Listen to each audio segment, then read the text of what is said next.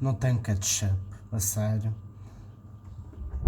Aqui vou eu para comprar ketchup a sentir-me na maior. Levo para casa e a comida vai saber melhor. Ketchup é o molho rei, é o meu favorito. Ketchup é tão bom que nem pode ser descrito. Podes pôr no hambúrguer ou no esparguete à bolonhesa. Usar para lavar a cara ou para enfeitar a mesa. Em pizza, massa, bife ou bolos, prato ou sobremesa. Como gelo ou até tempero, escorrega com certeza. É bom para assar, juntar ou misturar, temperar ou cozinhar. Vai-te ajudar a acordar se tomares pela manhã. Em batatas ou kebab, bacon e torradas. Frito, assado ou cozido também pode ser grelhado. Em fibras, doces, carnes, peixes e legumes. E com um pouco de picante dá ao paladar. Não é apenas para comer, pois quando seca é para apoiar. Dá brilho às botas, frutas, vegetais. Limpa t-shirts, meias e outras tais. Para olear o teu portão, lavar os dentes, limpar o chão. Pintar pinturas pintadas, animar a voz cansadas. À tua aqui estar paladar é um presente espetacular. É perfeito para simular o teu nariz a sangrar. E nada torna mais perfeito, não há nada mais diferente. O ketchup é excelente num belo cachorro quente.